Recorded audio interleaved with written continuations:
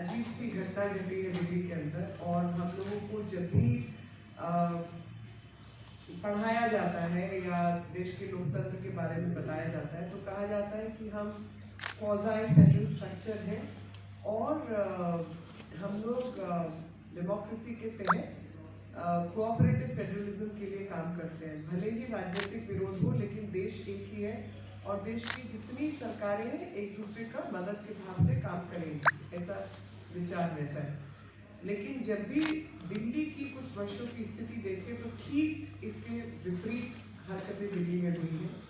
आप याद करें, मैं बहुत पुरानी बात, जब रेल भवन के पास 26 जनवरी के आसपास सड़क रोकने की बात थी और सोने की बात थी 2012-13 की, उतने पुराने इतिहास में नहीं जाऊं तो अभी इसी साल में, मतलब जो बीता हुआ साल है उसमें ये दूसरी बड़ी घटना है दिल्ली के अंदर। आप याद करें, सीए के विरोध में जब राइटिंग हुई तो उस समय पर हुसैन जो है इनके इमरान हुसैन और अमानतुल्लाह खान, ये सब लोग किस तरीके से उस सब चीज़ों में इन्वॉल्व थे, इनके खिलाफ पूरा पाया गया। यहाँ तक कि एक आईबी के ऑफिसर की, अंकित की 400 छुरे मार के हत्या की गई। कौन इस तरीके का काम करता है? और आज वापस दिल्ली उसी स्थिति में खड़ी है आप सबके सामने, जब दिल्ली के चारों तरफ घेराबंदी की गई, एक अंतरराष्ट्रीय साजिश सबके सामने आई और उस साजिश के तहत ये पता चला कि 1 जनवरी से लेकर हर दिन कैसे कैसे प्रोग्राम बनेगा, कौन क्या क्या काम करेगा, वो साजिश सामने आई है। ऐसे समय पर जब दिल्ली के बाहरी ताकतें दिल्ली को घेरने की कोशिश में लगी हैं और सरकार ये सोचकर कि हमारे अपने लोग हैं, हमें इस सब का ज़रा ध्यान से काम करना है, ऐसे समय पर जब दिल्ली पुलिस को ट्रैवल करना है उन बॉर्डर्स पर और एक कॉन्ट्रैक्ट के तहत डीटीसी को बसें पहुंचाने का एक आग्रह रहता है और एक कॉन्ट्रैक्चुअल ऑब्लिगेशन भी है, ऐसे समय पर दिल्ली के मालिक अरविंद केजरीवाल उन बसों को विड्रॉ कर ले और कहे कि भैया ये बसें आपको नहीं दी जाएंगी। तो मुझे तो इस देश का इतिहास याद आता है। मैं इस देश का इतिहास आप सबको भी और आप सबके माध्यम से पूरे देश भर को और खास तौर पे दिल्ली को याद दिलाना चाहती हूँ कि इस देश में हमारे बहुत लंबी श्रृंखला है, बहुत बहादुर वीर सेनानियों की। पृथ्वीराज चौहान से लेकर एपीजे कलाम तक का नाम उसमें शामिल है, जो देश के लिए जिए और देश के लिए मरे।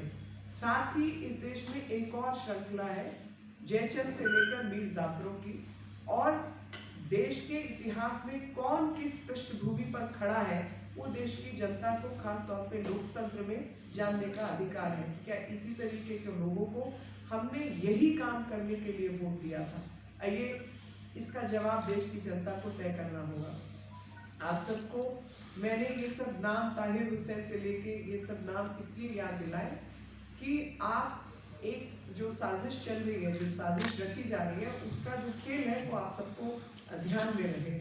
असामाजिक तत्व पूरी दुनिया भर के किस तरीके से प्रयास कर रहे हैं भारत की अर्थव्यवस्था को खराब करने के लिए और भारत की सुरक्षा को बर्बाद करने के लिए। और अब कश्मीर इनका मुद्दा खत्म हो चुका है। कश्मीर मुद्दा खत्म होने के बाद खालिस्तान का मुद्दे को जागृत करना चाहते हैं और वही जागरण में बहुत सब लोग शामिल हैं। और मेरा तो उसमें एक ही प्रश्न रहता है कि भैया ननकाना साहब कहाँ है?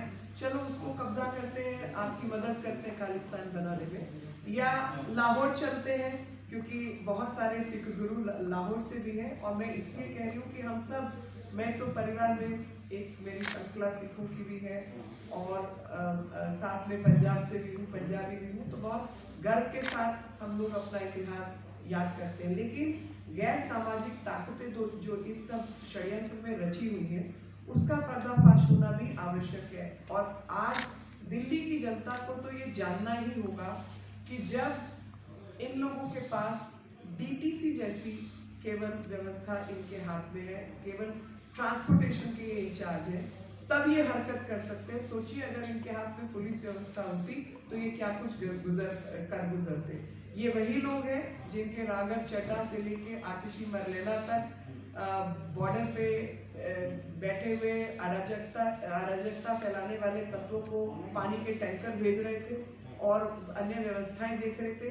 आज ये वही लोग पुलिस की व्यवस्था में शामिल नहीं होकर केवल पंजाब का चुनाव देख रहे हैं। कोई राजनीति में इतनी हद तक गिर सकता है, मैं कभी मानती नहीं थी। मुझे लगता था कि हमारी मतभेद हो सकता है लेकिन मनभेद नहीं होता। देश हम सबका है और देश को हम सब लोग प्यार करते हैं और लोकतंत्र में एक दूसरे का राजनीतिक विरोध किया जाता है लेकिन देश का विरोध नहीं किया जाता। आज पता चला कि ये सब लोग मोदी का विरोध करते करते देश का विरोध करने लगे हैं। मोदी जी, किसान बिल, ये सब बहाना है। असलियत में तो देश को तोड़ना जो है वो ये चाहते हैं और इनकी चाहत बिल्कुल स्पष्ट रूप से हम सबके सामने भी आई है। आपके कुछ भी प्रश्न रहेंगे, and I can repeat this in English also, that the kind of conduct and behavior Arvind Kejriwal